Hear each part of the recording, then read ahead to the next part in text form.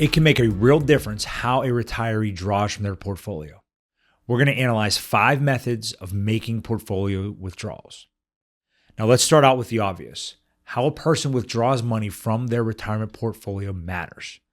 Determining what specific withdrawal method has more impact on the ending balance after 25 years, or the average annual withdrawal amount, or the portfolio failure rate, or the portfolio's ability to grow over time is a bit more complicated. Hi, I'm Will Hoffman, founder and president of Hoffman Wealth Management, where we specialize in working with busy families and active retirees, helping them to navigate the complicated scenarios of their wealth while creating the life that they desire. In this video, we're going to present an analysis of 5 different withdrawal methods and the associated impact on the ending balance after 25 years.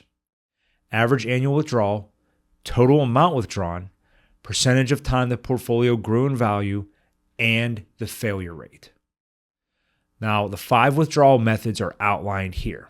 The first is a fixed dollar amount withdrawn every year for 25 years with no cost of living adjustment. The second is a fixed dollar amount withdrawn in year 1, followed by a 3% cost of living adjustment in years 2 through 25. The third is a fixed percentage withdrawal of 4% of the year-end portfolio balance.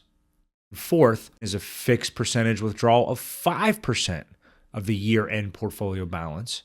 And the fifth are annual withdrawals determined by required minimum distributions, or RMDs. The annual RMD withdrawal percentages are starting at age 73. Now, some other factors. In this analysis, each retiree had a 60% equity and 40% fixed income portfolio, comprised of 40% large cap stocks, 20% small cap stocks, 30% aggregate bonds, and 10% cash. The total portfolio cost was assumed to be 125 basis points, or 1.25%. And the starting balance was set at $1 million. The length of each withdrawal period was 25 years. The annual returns from 1926 through 2024 of 4 core indexes determine the performance of the portfolio over the 99-year period. Those being the S&P 500 index, the Russell 2000 index, the Bloomberg Aggregate Bond Index, and 90-day Treasury bills. Now, during this 99-year period, there were 75 rolling 25-year periods. The first from 1926 to 1950, the second from 1927 to 1951, and so on. By using this approach, the experience of 75 different retirees was effectively studied, each person experiencing their own specific sequence of returns in the 4-asset 60-40 retirement portfolio. When analyzing withdrawals from a retirement portfolio, or any portfolio, it's imperative to study enough rolling periods to account for the impact of various possible sequences of return experienced by the portfolio. Now, there are several important assumptions that need to be clarified before we discuss the results of this analysis. First, it was assumed that each retiree rebalanced their 60-40 portfolio at the end of each year. Second, there was no bailing out. The retiree stayed in the 60-40 portfolio each and every year. Third, the impact of taxes and inflation was not considered. So the analysis results are in gross terms, not net. And fourth, withdrawals occurred once each year at the end of the year. Now, to the results. What do we learn? From Table 1, we observe several startling results. First, regardless of how money is withdrawn from the portfolio, it tends to grow over each 25-year period. This was true in all 75 rolling 25-year periods. If 4% was withdrawn annually, if the retiree withdrew 5% annually, the portfolio balance was higher than the starting balance nearly 95% of the time. If the retiree withdrew money based on RMD requirements, the portfolio grew larger over 81% of the time. The first RMD withdrawal was 3.77%, the 10th was 5.41%, and the 25th was 12.82%. This brings the average RMD withdrawal during the first 25 years to 6.96%. If $50,000 was consistently withdrawn each and every year, the portfolio grew larger 92% of the time. And finally, an initial withdrawal of $50,000, followed by a 3% annual cost of living adjustment in years 2 through 25, resulted in the portfolio growing larger than the starting balance in 84% of the 75 rolling 25-year periods. Now, these results may be surprising. These are impressive results and likely will be surprising to most, if not all of you. I strongly suspect that most people intuitively believe that a retirement portfolio's balance can only go one direction over time, and that is down. This is certainly a possibility if the portfolio does not have a large enough equity allocation.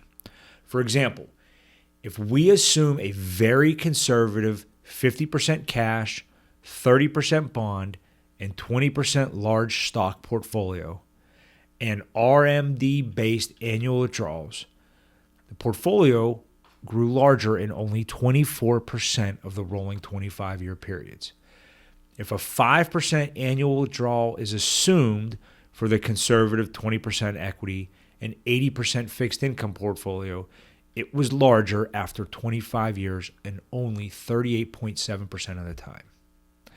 Thus, the results shown in the table are dependent on a portfolio with a 60% equity allocation. Perhaps not every retiree will be comfortable with that amount of equity. The second thing we learned is it's really hard to kill a portfolio within 25 years. That is, it's very difficult to liquidate a portfolio with a 60% equity allocation. Let's get a little weird here. If a retiree has the perverse goal of blowing up their retirement portfolio within the first 25 years, their best shot is to withdraw a fixed amount of money. In this analysis, $50,000 each year, and then crank up the annual withdrawal amounts in years 2 through 25 with a cost of living adjustment of 3%. Sadly, as we saw in Table 1, this approach only resulted in a failure rate of just under 11%, assuming a 60-40 equity to fixed income portfolio. Now, how about an annual cost of living adjustment of 6% after a first-year withdrawal of $50,000? Sorry, that wasn't enough.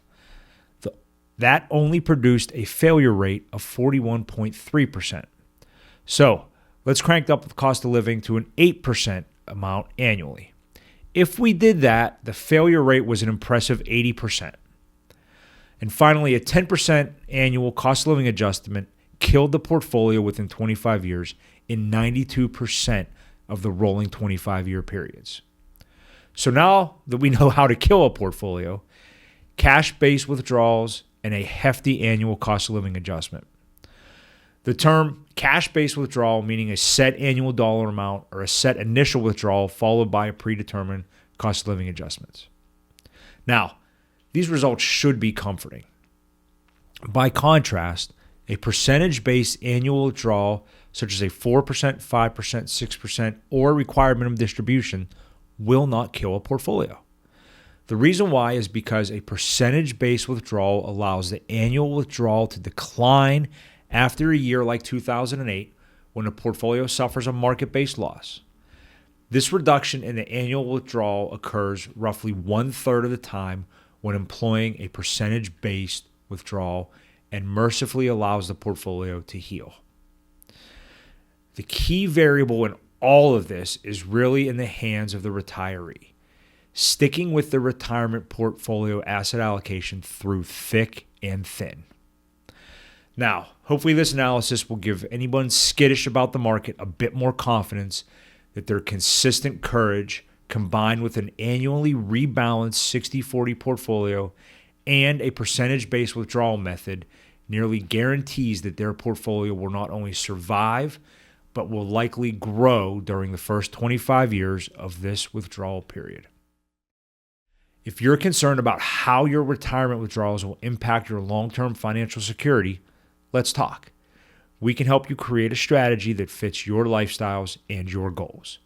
For more insights, make sure to like and subscribe for future updates on smart retirement planning.